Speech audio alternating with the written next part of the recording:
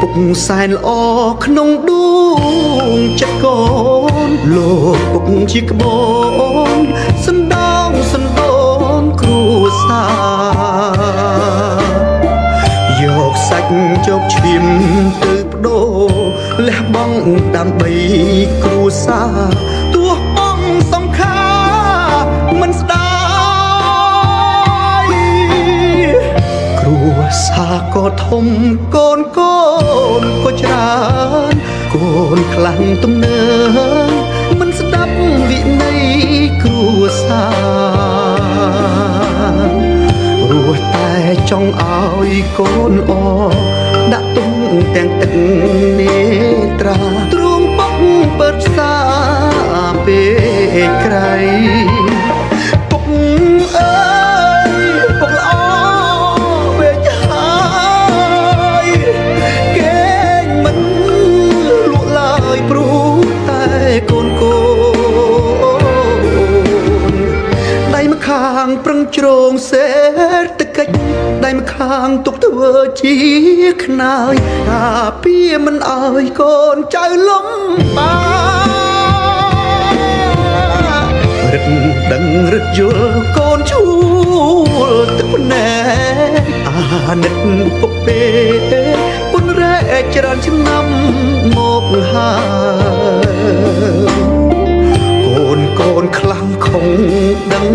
កែពុកក៏មិនយកទុំ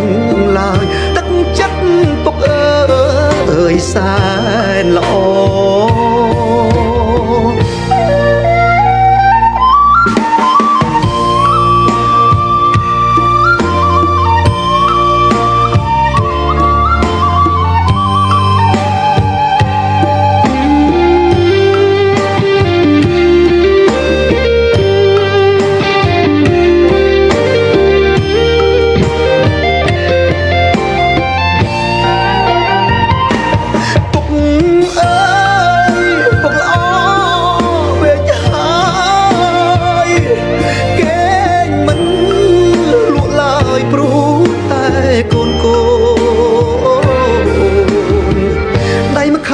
ប្រឹងជ្រងសេដ្ឋកិច្ចដៃម្ខាងទុកធ្វើជាខ្នើយការពារមិនឲ្យកូនចៅលំបា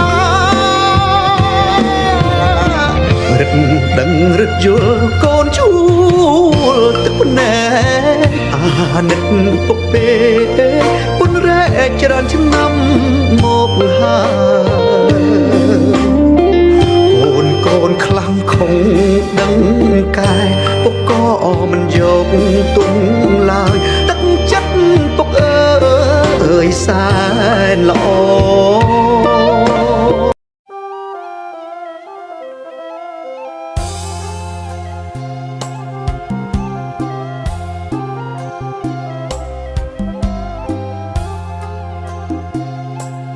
កូនប្រត់ណាមេត្តាអូនប្រត់មេត្តាអើយច្រើនឆ្នាំហើយណាអូនសែនស្រណោះទាំងចិត្តទាំងកាយក្រៀមក្រំទាំងចិត្តទាំងកាយក្រៀមក្រំអមេតណាយដាងហើយកូនទុកអត់សបាយនៅក្នុងអោជីវិតប្រត់មេត្តាថ្លៃអភ័ព្វកូនសែនទុកធំកន្លងតោមនិញ្ញាយមួមកអមេត្តាងាយអ្នកឃ្លាពុកនឹងកូនហា